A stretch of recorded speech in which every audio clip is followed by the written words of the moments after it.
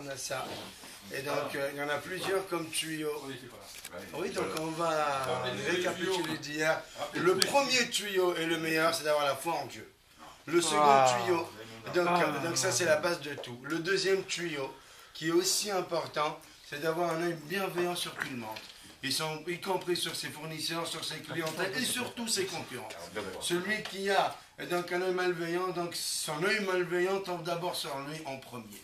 Et donc il faut, c'est comme on dit, il faut respecter son adversaire. Et celui qui manque de respect vis-à-vis de son adversaire, il manque de respect vis-à-vis de lui-même. Donc ça c'est les deux points les plus importants. Donc là on va voir les autres points donc, qui provoquent une bonne parnassa, de faire tous les sorties de Shabbat. Donc la Seuda qui s'appelle Melavé Malka, l'accompagnement de la reine, donc qui est le sortie de Shabbat. Elle a de préférence de faire avec du pain, et donc si on peut même préparer un plat, mais si on ne peut pas dire le Shulchan Aruch, celui qui a le ventre plein. Comment? Oui, hier on a rappelé notre côte. Et donc maintenant, celui qui n'a pas faim, au moins même un fruit, c'est suffisant. Mais après, il rajoute, Hacham Ainam Berocho, la personne intelligente, elle a la tête sur ses épaules, ou plutôt donc ses yeux dans sa tête, et de se dire, tiens, il ne faut pas se goinfrer le midi, ni même se déchléchit, pour laisser la place pour la suite. Et donc, quatrième bon conseil pour avoir une bonne parnassa, de dire les 13 attributs de foi. Donc en réalité, ça revient à la première, d'avoir la foi en Dieu. Nous devons absolument être conscients que la parnassa ne dépend pas de notre perspicacité, mais de la volonté d'Hachem. Et donc, également, celui qui fait attention de lire la Kétorette minutieusement tous les jours, de bien prononcer les mots, de ne pas avaler chaque mot. C'est un secret pour la chéroute, pour la richesse. On a remis hier le Rambam, donc d'ailleurs la Gemara nous dit comme ça, le Kohen qui a fait une fois dans sa vie la Kétorette, l'encens dans le Beth Amikdash, dans le sanctuaire, dans le temple, vous ne pouvez pas faire une deuxième fois. Pourquoi? Il faut donner la chance à tout le monde, sauf le Kohen Gadol qui pouvait faire 2 fois dans sa vie la Kétorette. Les autres, une fois dans sa vie. Baruch Hashem, tout le monde va avoir leur chance de réussite. Et donc, 5e point, de faire Birkat Hamazon attentivement, de mâcher chaque mot, de savourer, de déguster chaque mot du Birkat Hamazon. Et le Seigneur nous dit comme ça, celui qui dit le Birkat Hamazon correctement, mot à mot, il est certain, il a une assurance que tout au long de sa vie, il aura son gagne-pain Bekavod, donc avec honneur et avec largesse. On a rajouté hier, le Zohar Kadosh nous dit comme ça, il est même important donc de manger les plats qu'on aime dans le but de faire un Birkat Hamazon de qualité. Parce que si c'est quelque chose qu'on aime moins, on va faire un petit Birkat Hamazon. C'est un petit peu que quelqu'un de poli, pour n'importe quel cadeau, il va remercier. Mais au fond de lui, s'il a reçu juste, je ne sais pas, une boîte d'allumettes, il se dit, bon, on dit merci pour une boîte d'allumettes, c'est pas du profond du cœur. Mais si c'est, je ne sais pas, un Sefer Torah par exemple, et donc là, dans ce cas-là, ça change tout. Entre parenthèses, je vous rappelle que nous organisons un tirage au sort pour RIM, et le gagnant peut gagner un Sefer Torah de très grande qualité, et donc écrit par un sofer d'un grand connu, Rishamem, etc.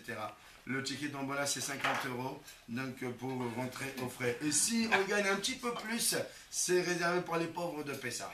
Donc, il y a aussi le deuxième objectif de base. Et donc, également, autre point qui peut ramener la parnassa, donc c'est de prélever le maaser, 10% de tout ce qu'il gagne. Et donc, puisque la Torah nous dit comme ça, raser, terraser, qui veut dire à la base tu prélèveras. Et nos sages nous disent Raser, Bishmin Tzitzit Asher, prélève pour que tu t'enrichisses. Et même si en règle générale, la Torah nous dit Lotenasu et Hashem Elokechem, vous n'avez pas le droit de tester Hashem.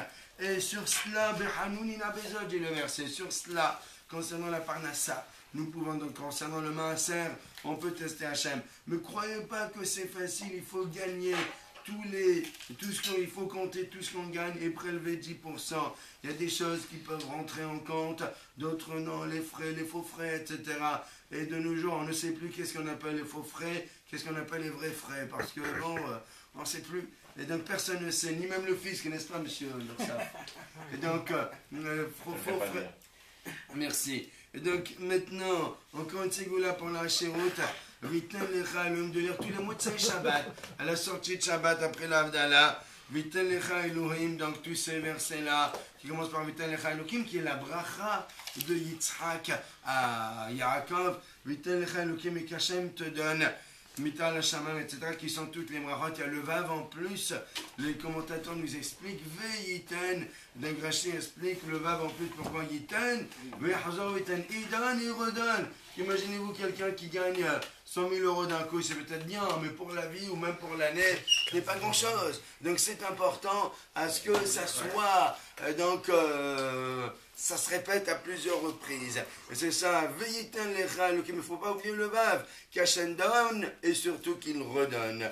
Donc maintenant, également, c'est une ségoula qui est ramenée de dire ce pasuk-là, mais Asher Shemena Lachmo, Ve'yiten Ma'adan Emelach, qui est la bracha de Yaakov concernant son fils Asher. Donc Yaakov l'a dit comme ça, de Asher, donc son pain est gras. Et donc, il lui donnera des repas royaux, donc des repas au roi. Et donc, de dire ce verset-là 10 fois le matin et 10 fois le soir. Et donc, également, donc, si vous voulez une feuille, un papier, pas de problème. Et donc, maintenant, une ségula également pour s'enrichir, de raconter tous les mots de Motsai Shabbat. Vous savez qu'en réalité, toute la bracha de la semaine, c'est à partir du Shabbat. Le Shabbat, c'est lui qui bénit donc toute la bracha de la semaine. C'est la raison pour laquelle, vous voyez la menorah, donc il y a les 7 branches, celle du milieu, et puis les 3 de droite et les 3 de gauche. Les 3 de droite correspondent aux 3 jours de la semaine d'avant qui préparent le Shabbat, et les 3 jours d'après qui sont après le Shabbat. Et toute la bracha et la menorah, face à la menorah dans le Beth Amikdash ou dans le Mishkan, il y avait quoi? Le shulchan, la table qui correspond donc aux délices de ce monde-là, qui correspond à la hashirut, à la richesse et à tout cela. Oui, shulchan. D'ailleurs, Rabbeinu Bechaye nous dit, en hébreu, le fait, comment on appelle une table, shulchan. Mais quel rapport? Je dis que le mot shulchan, c'est de la racine du mot de sholer, envoyé. Parce que c'est à travers la table que la bracha est envoyée. Et donc, dites-moi comment est votre table. Je ne parle pas de quoi elle est faite. Donc, si on sait comment est la table, on sait à qui on a affaire. Comment on mange, comment la personne se tient à table surtout. Et Rabbeinu Bechaye nous rajoute que Oh, mon ami Dédé, ça va, assieds-toi. Rabbeinu Bechaye... Assieds-toi. C'est bien, assieds-toi, Dédé. Assieds-toi, Dédé. Hein. Et Rabbeinu Bechaye... Voilà, bonjour André, assieds-toi. Rabbeinu Bechaye nous dit comme ça. Rabbeinu Bechaye nous dit comme ça que les hommes pieux de France, ils faisaient leur table, donc ils faisaient leur cercueil après 120 ans. Rabbeinu Bechaye nous disait comme ça que les hommes pieux de France de l'époque, ils faisaient leur cercueil après 120 ans avec la table dans laquelle ils mangeaient. Pourquoi? À travers la table, on reconnaît la personne. La table, Milachon Choléa, ça envoie la bracha sur tout ce qu'on fait, de partager les repas, de servir les pauvres, les brachot. Vous savez combien de mitzvot il y a à table en mangeant? Le Birkat Hamazon, les Tchilat Shadaim, les Divrei Torah à table, et surtout si on a des invités à table. Donc ceux qui n'ont pas où manger, donc ça c'est la véritable mitzvah. Et donc, c'est la raison pour laquelle une bonne partie des brachot pour la semaine, c'est le Motsai Shabbat. C'est la raison pour laquelle il en va de soi que samedi soir, d'aller sortir n'importe où, d'aller au cinéma, ou ne pas dire d'autres endroits, c'est vraiment pas pour nous. Motsai Shabbat, c'est l'investissement pour la semaine. On investit dans les affaires, et l'investissement pour la semaine, c'est Motsai Shabbat. C'est la raison pour laquelle il faut raconter une histoire du Baal Shem Tov, une histoire de Tzadikim, Motsai Shabbat. Pourquoi? Pour rappeler que ces gens-là, ces Tzadikim, étaient directement liés à Hachem. Et nous ici, nous devons avoir exactement la même chose. Et ça, c'est une grande ségoula pour la Parnassa, de raconter une histoire du Baal Shem Tov. Donc, maintenant, également, le fait de dire tous les Motsai Shabbat, il y a un avis Zachor Latov. Donc, il y a un avis où il savait que pendant Shabbat, donc l'Agman nous dit comme ça, le Mashiach ne peut venir ni un vendredi, il ne peut pas venir vendredi ni veille de fête. Pourquoi? Parce qu'imaginez-vous, Mashiach arrive, et puis nos femmes ont préparé couscous, boulettes, tous les plats de Shabbat. On ne peut pas les emmener, comment on fait? Elles ne vont pas les jeter à la poubelle. J'avais dit, ok, Mashiach ne peut pas venir. Et Shabbat aussi, ça ne peut pas. Mais par contre, pourquoi? Parce qu'on ne peut pas porter tout ce qu'on a préparé. Mais il est certain que la décision peut être prise pendant cela. C'est la raison pour laquelle tous les mots Shabbat, lorsqu'on commence la Havdalah, qu'est-ce qu'on a l'habitude de dire? Eliyahu Hanavi Zachoneta. Pourquoi? Parce qu'à partir de maintenant, Eliyahu Hanavi peut se manifester. Jusqu'à présent, on parle de vendredi et donc le Shabbat. Ce n'est pas possible. À la sortie de Shabbat, Eliyahu Hanavi Zachoneta, on t'attend. Et surtout que nos grands jours, c'est vendredi et Shabbat. Pourquoi? C'est un petit peu comme un commerçant. Ces grandes journées, c'est vendredi, je ne sais pas quel jour de la semaine. Nos courses de mitzvot, c'est vendredi et Shabbat. Nos courses de mitzvot, vendredi, l'irvot, Shabbat. Et Shabbat, imaginez-vous chaque mitzvah, toutes les mitzvot que nous faisons Shabbat. Certains considèrent que chaque melacha qu'on ne fait pas Shabbat, chaque tâche qu'on ne fait pas Shabbat, par exemple de ne pas trier, de ne pas cuisiner, etc., ça compte comme une mitzvah à part. Imaginez-vous, vous passez devant chez vous, il y a l'interrupteur, tac, vous ne touchez pas l'interrupteur, mitzvah. Vous repassez après, tac, vous n'allumez pas l'interrupteur, mitzvah. Et donc vous passez l'ascenseur devant vous, vous habitez au 10e étage, n'est-ce pas Dan, et on descend à pied, eh bien c'est une mitzvah. Et donc ainsi de suite. Comme voilà, pour monter double, parce que pour monter c'est beaucoup plus dur. Et donc, ça veut dire quoi? Notre compte, notre boutique à mitzvot, c'est Shabbat. C'est-à-dire c'est la grande journée pour les mitzvot. Donc maintenant, également, donc il y a encore pas mal de tuyaux à travers les versets, mais on ne va pas tous les dire.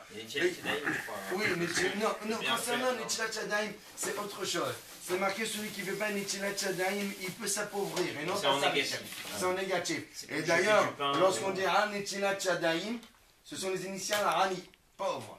Et donc, celui qui manque de respect à Netilat Shadayim, il peut s'appauvrir. Mais là, s'appauvrir, mais pas s'enrichir. Et donc, c'est la raison pour laquelle il y a une nuance quand même. Donc, également, de dire le pasuk de le dire avec ferveur, de dire donc d'ouvrir nos mains, de dire à Kadosh Baruch Hu, qu'Hachem ouvre ses mains, qu'Hachem nous gratifie de tous ses bienfaits. C'est la raison pour laquelle on a l'habitude de mettre les mains comme ça, pour attirer l'influence d'Hachem, l'abondance d'Hachem vers nous. Également, de lire la manne, la paracha de la manne tous les jours. La paracha de la manne. Imaginez-vous la belle époque de Moshe Rabbeinu dans le désert. 40 ans, ils étaient en plein désert, mais ils sont mieux que nous en pleine ville. Le matin, ils se levaient pour manger, la manne descendait. Là, ils avaient le puits de Myriam. Et la journée entière, ils peuvent étudier, ils peuvent prier. Avec qui comme maître? Moshe Rabbeinu. Et Ratan Missalah nous dit comme ça, Moshe au Goel Rishon, le Goel Haran. Moshe, c'est le premier libérateur, il sera le dernier libérateur qui va venir délivrer le Ham Israël, que nous commencerons le Hadar Sheni, que nous allons commencer. Et donc samedi soir, je vous rappelle que samedi soir, nous recevons un orchestre ici même pour accueillir le mois de Hadar dans la joie. C'est une halakha. Mais généralement, Hadar Marbim, Besimha, hommes, femmes, enfants, grand-père, grand-mère, tout le monde est convié de pour faire la fête. L'Ikhvod Hadar Sheni pour faire la fête. Continue, ça t'en suffit. Mais machin, c'est qu'on amène génération. Amen. يرجع التوراة ويجير